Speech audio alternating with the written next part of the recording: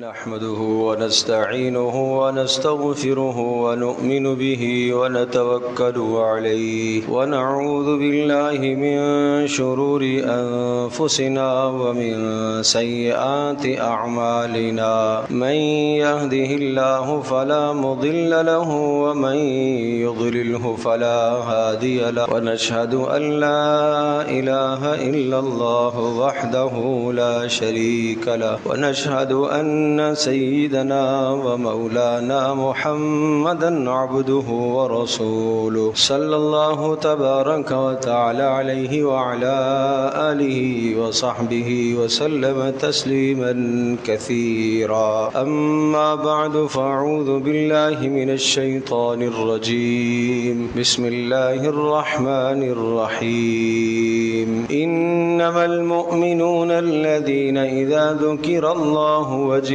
قلوبهم وإذا تليت عليهم آياته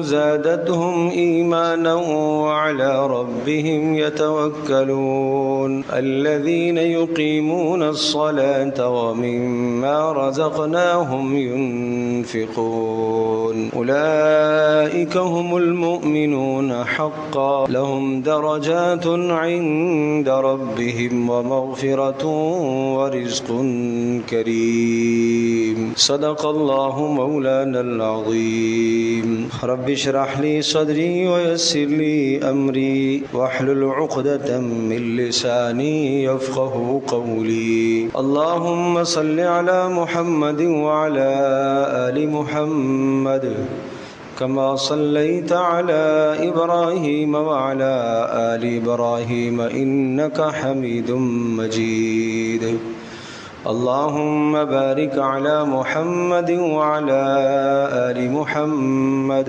كما باركت على إبراهيم وعلى آل إبراهيم إنك حميد مجيد گرامی قدر حاضرین و سامعین، ہم سب کے سب اپنے آپ کو مومن کہتے ہیں اور اس پر اللہ کا شکر بھی ادا کرتے ہیں کہ اللہ پاک نے ہم سب کو ایمان کی دولت سے نوازا ہے۔ ایمان اتنی بڑی نعمت ہے، کائنات کی ساری نعمتیں ایک طرف اور نعمت ایمان ایک طرف ہو تو نعمت ایمان تمام کی تمام نعمتوں سے زیادہ قیمتی ہے۔ اس نعمت کے لیے مال قربان کیا جا سکتا ہے، اس نعمت کے لیے گھر بار بیوی بچے قربان کیے جا سکتے ہیں، اس نعمت کے حصول کے لیے جان کی بازی لگائی جا سکتی ہے، مگر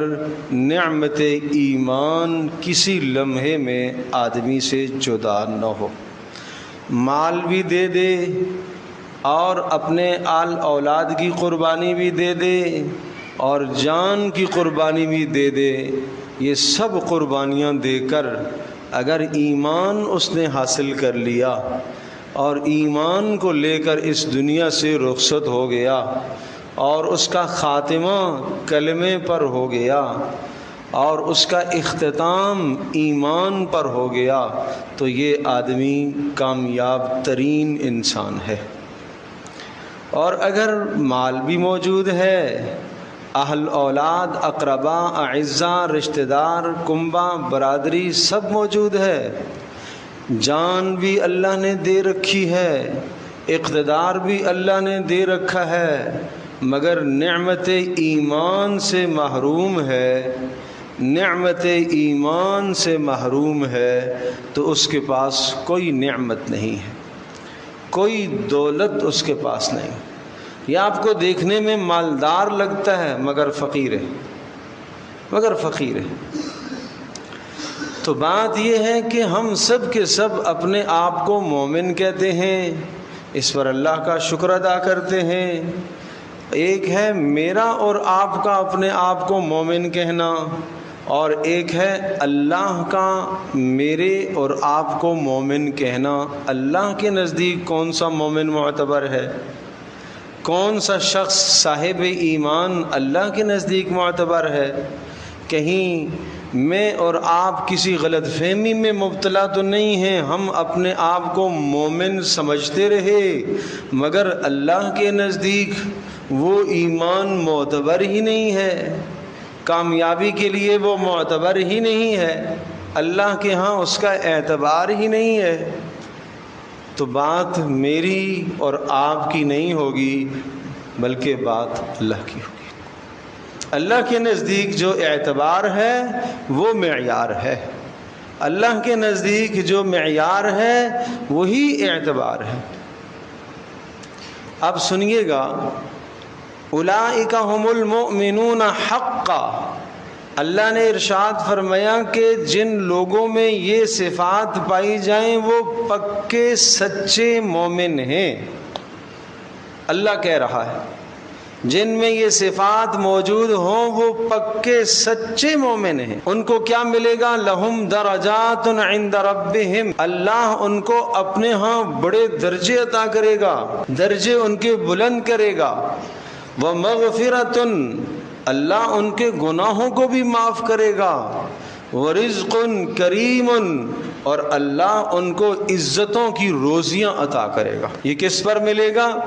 کمال ایمان پر، اولئک ھم المؤمنون حقا پر، کہ یہ ہیں سچے مومن۔ ان سچے مومنوں کو 3 انعامات اللہ عطا کرے گا۔ آؤ ہم دیکھتے ہیں کہ وہ سچے مومن کیا ہیں اور ان میں کیا کیا صفات ہیں۔ آئیے اپنے آپ کو ان آیات میں ہم تلاش کرتے ہیں کہ میں ان آیات میں موجود ہوں کہ نہیں، میں ان آیات کا مصداق ہوں کہ نہیں۔ کسی نے رائے قائم کی کہ اچھا آدمی وہ ہے جس میں یہ 5 خوبیاں پائی جائیں، پھر میں دیکھوں گا اپنے آپ کو کہ یہ پہلی خوبی یہ میرے اندر ہے کہ نہیں، پھر دوسری خوبی، پھر تیسری، پھر چوتھی، پھر 5ویں، اور اگر وہ باتیں مجھے اچھی لگیں تو میں یہ کوشش کروں گا کہ ان 5 خوبیوں کو اپنے اندر اپنانے کی کوشش کروں گا۔ تو میرے عزیز دوستوں اور بزرگوں، اللہ کہہ رہا ہے جس میں 5 خوبیاں ہیں وہ ہے پکا مومن۔ کتنی خوبیاں؟ 5۔ وہ ہے پکا مومن۔ تو ان 5 خوبیوں کو اپنانے کی کون کون کوشش کرے گا بھائی؟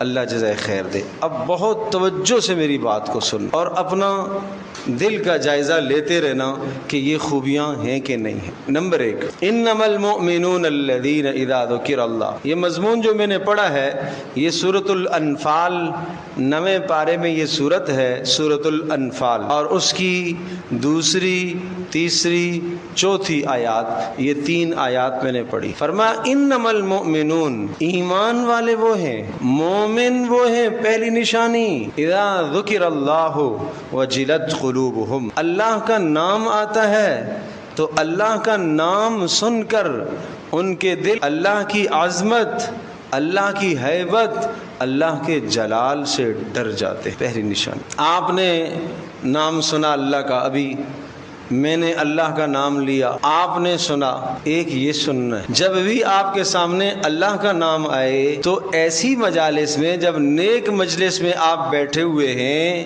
اللہ کا نام آئے تو لذت آنی چاہیے، مزہ آنا چاہیے۔ واہ سبحان اللہ، میرے اللہ کا نام آیا، میرے اللہ کا ذکر آیا، میرے پیارے رب کا نام آیا۔ آپ کسی ایسی جگہ پر ہیں جہاں آپ کو کوئی نہیں جانتا اور وہاں آپ کے والد محترم کا کوئی نام لیتا ہے تو آپ کتنے خوش ہوں گے۔ واہ جی، یہ لوگ میرے والد کو جانتے ہیں، یہ میرے بھائی کو جانتے ہیں، دل خوش ہوگا۔ اسی طرح سے جس مجلس میں اللہ کا نام آئے دل خوش ہو جائے، اے اللہ تیرا نام میرے کانوں نے سنا ہے، اے اللہ تیرا شکر ہے تیرا مبارک نام میں نے سنا۔ ایک یہ سننا ہے۔ نمبر 2، جب آپ کسی ایسی جگہ پر سامنے گناہ کرنے کے اسباب آگے ہیں، مثلا کسی بازار سے آدمی گزر رہا ہے، بد نظری ہونے کا موقع ہے، غیر محرم کی طرف دیکھنے کا موقع ہے، مگر ایک دم اللہ کا نام ذہن میں آ گیا، اللہ کی یاد آ گئی، اللہ کی یاد آنے پر نظر نیچی ہو جائے تو سمجھ لو کہ یہ پہلی خوبی اس میں موجود ہے۔ دکان پر بیٹھا ہوا ہے، کاروبار کر رہا ہے، بہترین کاروبار چل رہا ہے، اللہ اکبر اللہ اکبر مسجد سے آواز گونجی،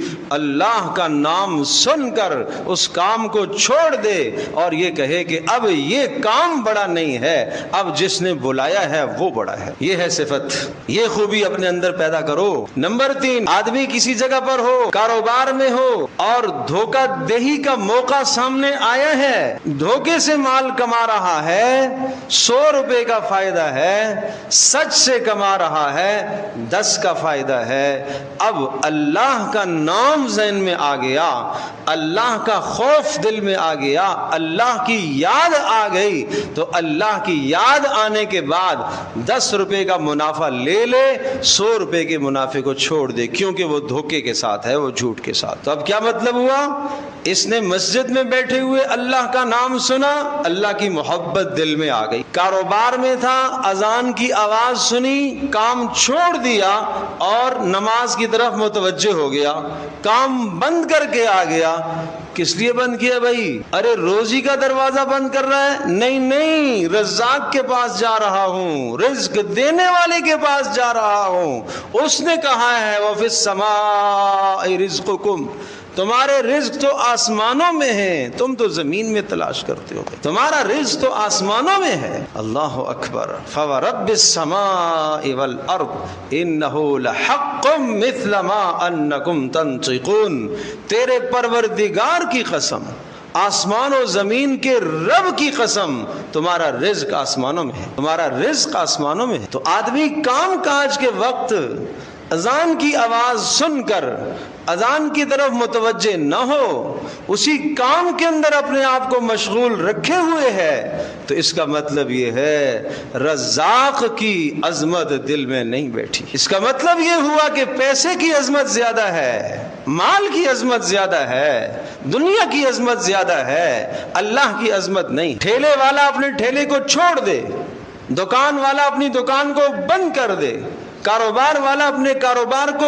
بند کر دے، مجھے مسجد جانا ہے، مجھے رزاق کے پاس جانا ہے، مجھے اللہ کے پاس جانا ہے۔ تو یہ نشانی بتائی، انما المؤمنون الذین اذا ذکر اللہ، جب اللہ کا نام آئے، وجلت قلوبہم، دل تو متاثر ہو، دل تو متاثر ہو اللہ کا نام سن کر، اور اپنے آپ کے اندر فرق محسوس کرے کہ ہاں اللہ کا نام میں نے سنا ہے، میں نے دکان کو چھوڑ دیا، دھوکے کو چھوڑ دیا، جھوٹ کو چھوڑ دیا، نظر نیچی ہو گئی، کیوں؟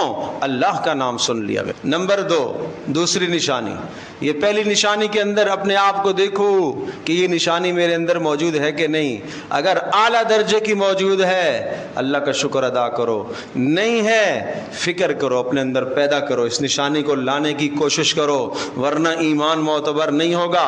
قیامت کے دن میں بھی کھڑا ہو جاؤں گا، جی میں بھی صاحب ایمان ہوں، فلاں بھی صاحب ایمان ہے، ہر آدمی صاحب ایمان کا دعویٰ کرے گا، لیکن اللہ کے ہاں اس ایمان کا اعتبار ہے، اللہ کے ہاں یہ ایمان معتبر ہے، اللہ کے ہاں یہ ایمان معیار والا ہے۔ جو میں اور آپ نے سوچا وہ معیار والا نہیں ہے کہ تجارت میں بھی میں آزاد ہو جاؤں، رہن سہن میں آزاد ہو جاؤں، کھانے پینے میں میں آزاد ہو جاؤں، حلال حرام کی تمیز کیے بغیر میں چلتا رہوں، اور میں یہ کہوں کہ دنیا بھی چلانی ہے، یہ میرے اندر شیطانی وسوسہ ہے، یہ گمراہی کی طرف میں جا رہا، یہ ضلالت کی طرف جا رہا۔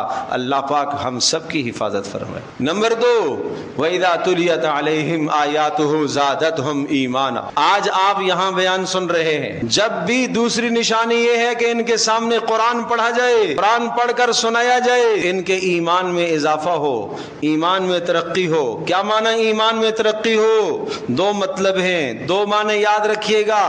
ایمان میں اضافہ، ایمان میں ترقی ہونے کا مطلب یہ ہے نیکیوں کا شوق پیدا ہو جائے اور گناہوں سے نفرت پیدا ہو جائے، نیکیوں کا شوق پیدا ہو جائے اور گناہوں سے نفرت پیدا ہو جائے۔ وَإِذَا تُلِيَتْ عَلَيْهِمْ آيَاتُهُ زَادَتْهُمْ إِيمَانًا۔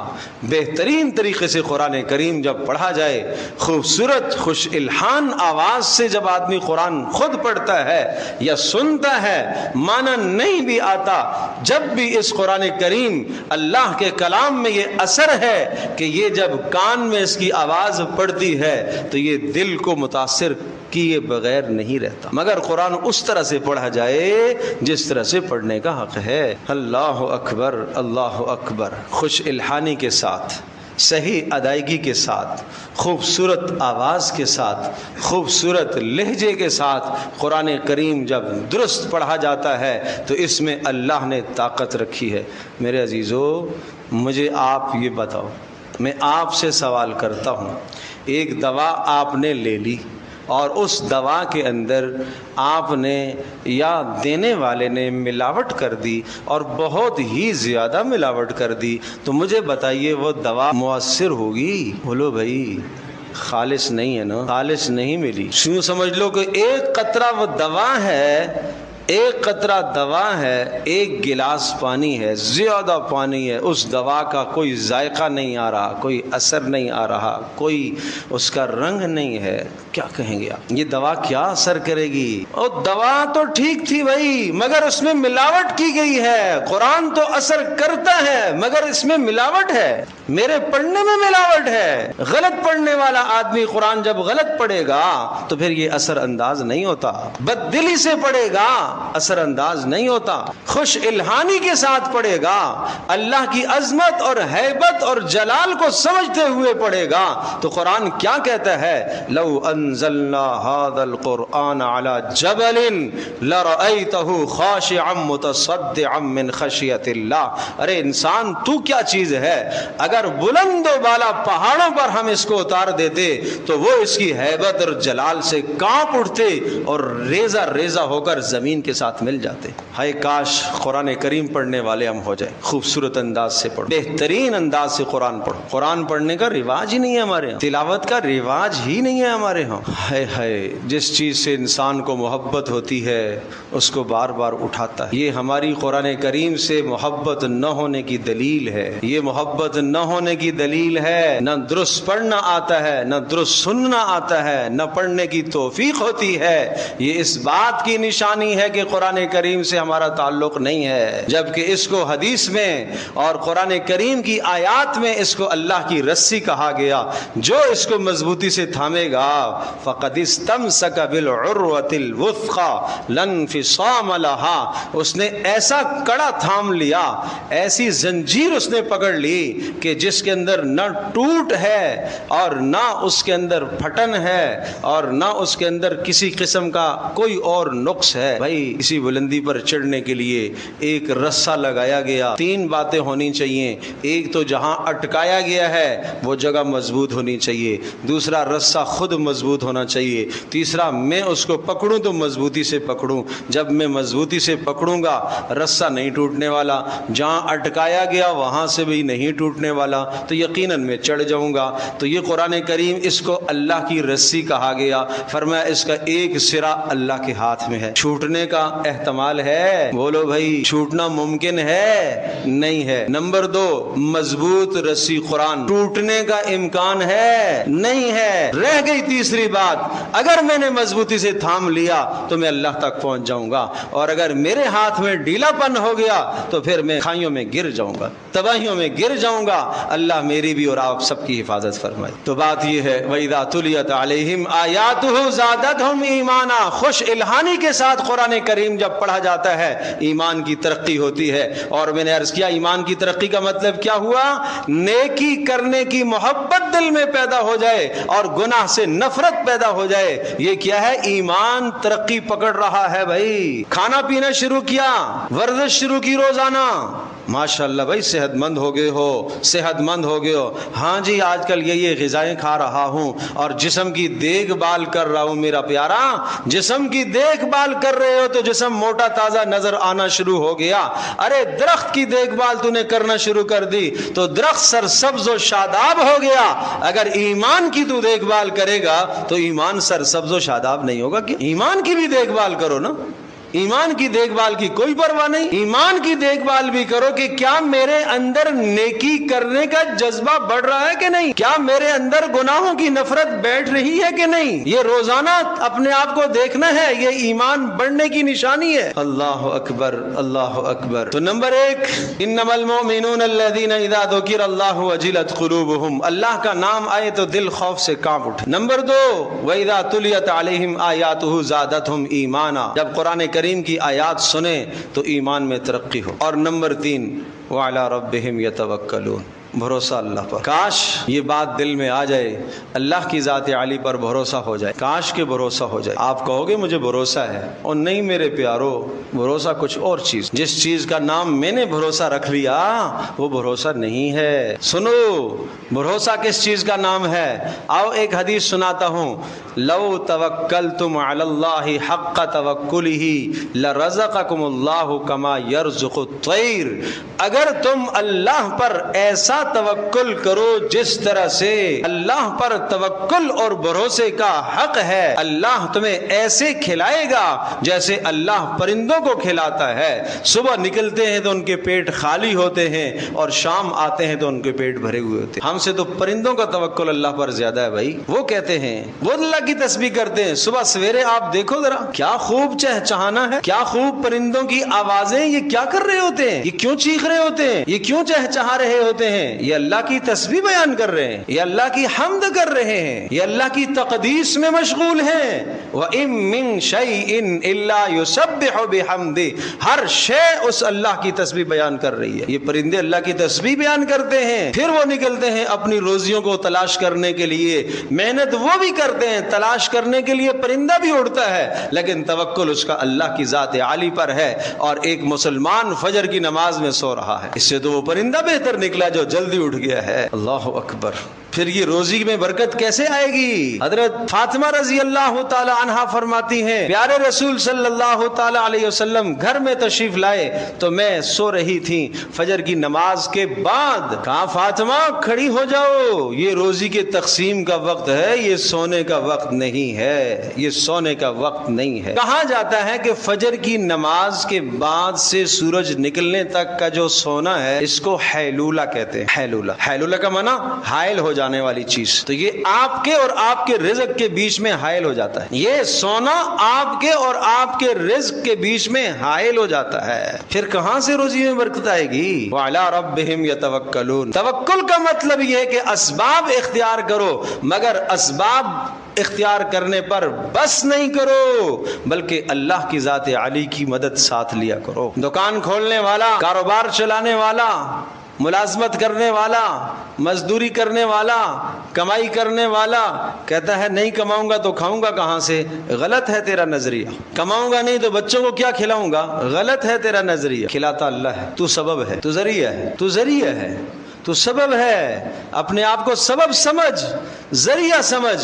اپنے آپ کو رب مت کہہ, رب ہونے کا دعویٰ نہ کیا کر, رب ہونے کا دعویٰ نہ کیا کر. میں نہیں کروں گا تو یہ کیسے کھائیں گے, میں نہ ہوتا تو یہ کیسے ہوتا.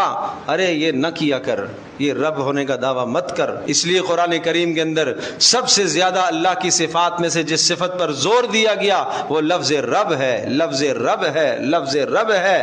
اس لیے قبر میں سوال یہ نہیں ہے اللہ کون ہے, یہ سوال نہیں آئے گا. من ربک, تیرا رب کون ہے. یہاں نفس بڑا دھوکہ کھا جاتا ہے, یہاں نفس بڑا دھوکہ کھا جاتا ہے. بچپن میں آدمی ماں باپ کو رب سمجھ رہا ہے, یہی روزی کا ذریعہ ہے, شاید یہی کھلا رہے پلا رہے.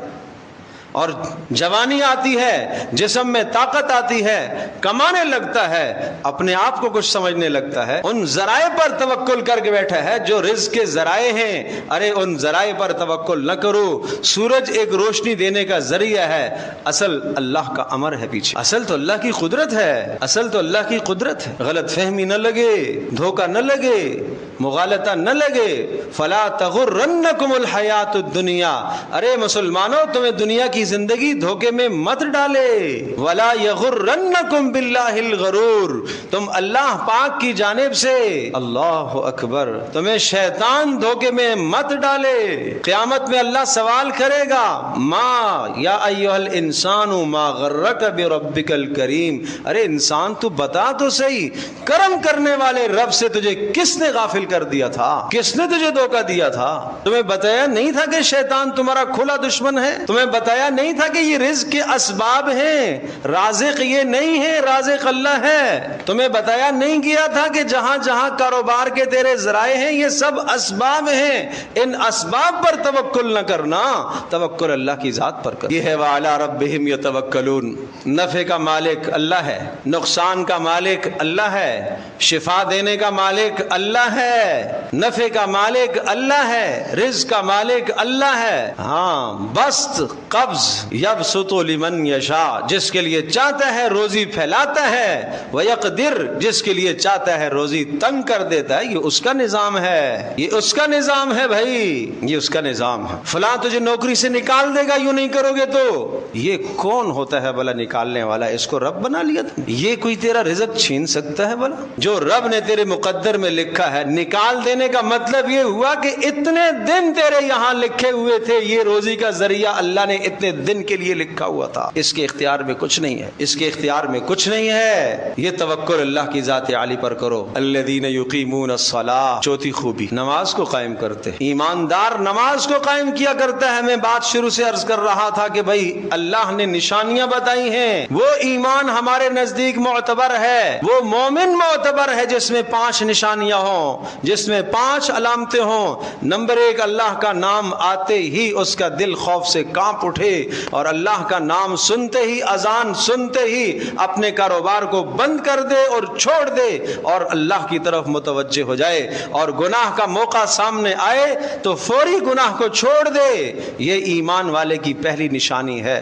دوسری نشانی کہ ایمان والے کے سامنے قرآن جب خوبصورت انداز سے پڑھا جاتا ہے، خوش الہانی سے پڑھا جاتا ہے، تو اس کے ایمان میں ترقی ہوتی ہے. ترقی ہونے کا معنی یہ عرض کیا ہے کہ نیکی کرنے کی محبت پیدا ہوتی ہے اور گناہوں سے نفرت پیدا ہونا شروع ہو جاتی ہے. تیسری نشانی وَعَلَىٰ رَبِّهِمْ يَتَوَكَّلُونَ، اسباب پر بھروسہ نہیں کرتا، وہ اللہ کی ذات عالی پر بھروسہ کرتا ہے. وہ کام کرنے کے باوجود بھی کام کو رزاق نہیں سمجھتا، کام کو رب نہیں سمجھتا، رب العالمین کو رب سمجھتا ہے. وہ اس رب کے حکم کے سامنے جھک جاتا ہے، اپنے کام کو پیچھے کر دیتا ہے. چوتھی نشانی الذین یقیمون الصلاۃ، نماز قائم کرتے. آپ کہیں گے ہم سب پڑھتے ہیں. اور میرے دوستو، نماز پڑھنے کا نہیں کہا ہے، نماز قائم کرنے کا کہا ہے. نماز پڑھنا ایک الگ چیز ہے، نماز کا قائم کرنا الگ چیز ہے.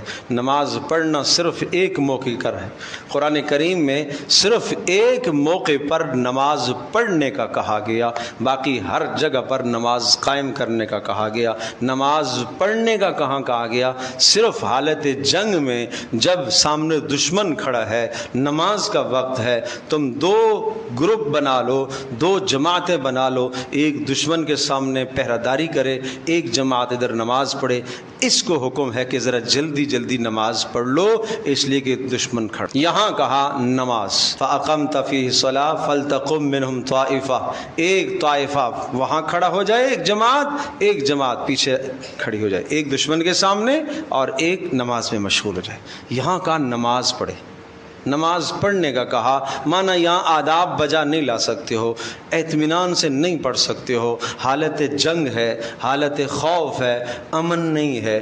مگر مسجد میں کون سا خوف ہے؟ مگر مسجد میں کون سا خوف ہے؟ میں دیکھتا ہوں نمازیوں کو نماز پڑھتے ہوئے دیکھتا ہوں، اتنی جلدی نماز. وہ بدو اعرابی ایک شخص آئے رسول اللہ صلی اللہ علیہ وسلم کی خدمت میں، اندر داخل ہوئے اور کنارے میں نماز پڑھی، آ کر پھر سلام کیا، آپ نے فرمایا صلی فإنک لم تصلی، جاؤ نماز پڑھو، تو نے نماز نہیں پڑھی۔ وہ پھر گئے بیچارے، جا کے پھر نماز پڑھ کے آئے، پھر آ کے سلام کیا، آپ نے وعلیکم السلام، پھر کہا صلی فإنک لم تصلی، جاؤ نماز پڑھو، تم نے نماز نہیں پڑھی۔ پھر بیچارے گئے، وضو کیا، نماز پڑھی، پھر آئے، آپ کو سلام کیا، پھر آپ نے فرمایا صلی فإنک لم تصلی، جاؤ نماز پڑھو، تو نے نماز نہیں پڑھی۔ کہ اللہ کے رسول مجھے تو یہی نماز آتی ہے۔ پھر پیارے نبی صلی اللہ علیہ وسلم نے نماز سکھائی، آپ نے ارشاد فرمایا دیکھو جب تم نماز کے لیے کھڑے ہو جاؤ اطمینان سے تکبیر کہا کرو، اللہ اکبر، اطمینان سے کہا کرو، پھر اطمینان سے قرات کیا کرو،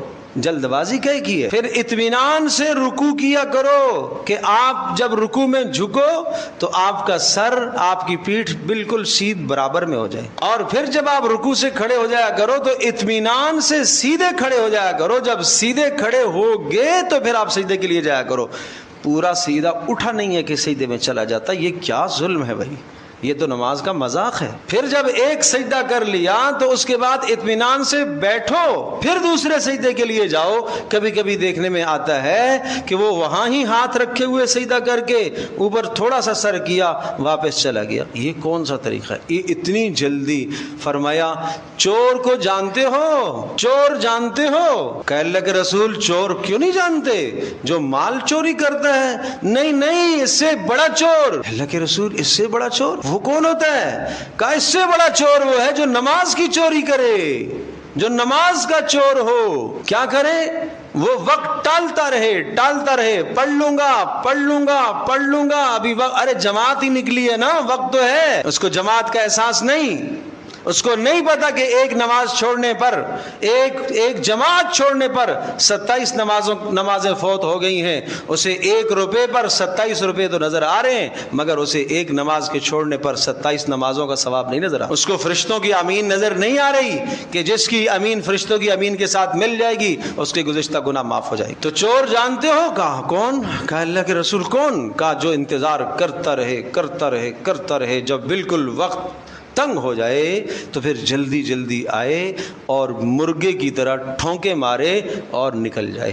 مرغا جیسے دانے چگتا ہے نا، ٹھونکے مارتا ہے، اس طرح سے ٹھونکے مارے اور نکل جائے۔ یہ کیا ہے؟ یہ چور ہے، یہ نماز کا چور۔ اللہ میری بھی، آپ کی، میرے سب نمازیوں کی، پیاروں کی حفاظت فرمائے اس بری نماز سے۔ پھر یہ نماز جب ختم ہو جاتی ہے تو پھر یہ کپڑے میں، بدبودار کپڑے میں لپیٹ کر منہ پر مار دی جاتی ہے، اور یہ نماز بد دعا دیتی ہوئی جاتی ہے، اللہ تجھے غارت کرے، تجھے تباہ کرے جس طرح سے تو نے مجھے برباد کیا۔ یہ نماز بد دعا کرتی ہے اس کے لیے۔ آج دنیا میں لوگوں کی بد دعاؤں سے تم ڈرتے ہو، نماز کی بد دعا سے ڈرو۔ وَمِمَّا رَزَقْنَاهُمْ يُنْفِقُونَ، 5ویں اور آخری صفت، جو ہم نے دیا ہے اس میں سے خرچ کر، جو کچھ ہم نے دیا ہے مال اس میں سے خرچ کرتے ہیں۔ قرآن کہیں کثرت کی بات نہیں کرتا کہ جناب وہ لاکھوں کا خرچ کرتے ہیں، وہ کروڑوں کا خرچ کرتے ہیں۔ ارے جس کو 10 دیے وہ 10 میں سے خرچ کرتا ہے، جس کو 10,000 ملے اس میں سے خرچ کرتا ہے، جس کے پاس 10 لاکھ ہیں وہ اس میں سے خرچ کرتا ہے۔ لا یکلف اللہ نفسا الا وسعها، ہر انسان کو اللہ پاک نے اتنا ہی مکلف بنایا جتنی کہ اس کی طاقت ہے، اپنی طاقت کے مطابق خرچ کیا کرو۔ تو یہ 5 خوبیاں ہیں۔ نمبر 1، ایمان والے وہ ہیں جب اللہ کا نام آئے تو ان کے خوف، اللہ کے ڈر سے ان کے دل کانپ اٹھیں۔ نمبر 2، ایمان کی زیادتی ہو، جب قرآن سنیں تو ایمان کی زیادتی ہو، نیکیوں سے محبت ہو، گناہوں سے نفرت ہو۔ نمبر 3، اللہ پر کامل بھروسہ ہو۔ نمبر 4، نماز قائم کرنے والے ہوں، یکسوئی کے ساتھ، خشوع خضوع کے ساتھ، آداب کے ساتھ، دل جمعی اور دل لگی کے ساتھ نماز پڑھتے ہوں۔ نمبر 5، وہ اللہ کے دیے ہوئے میں سے خرچ کرتے ہوں۔ جن میں یہ 5 صفات ہیں، فرمایا اولئک هم المؤمنون حقا، یہ پکے صاحب ایمان ہیں۔ کیا ملے گا اللہ ان کو؟ لہم درجات عند ربہم، اللہ کے یہاں بڑے درجے۔ اور کیا ملے گا؟ وہ مغفرہ، اللہ گناہوں کو معاف کرے گا۔ اور کیا ملے گا؟ وہ رزق کریم، اللہ عزت کی روزیاں عطا فرمائے گا۔ اللہ پاک مجھے بھی، آپ کو، ہم سب کو عمل کی توفیق۔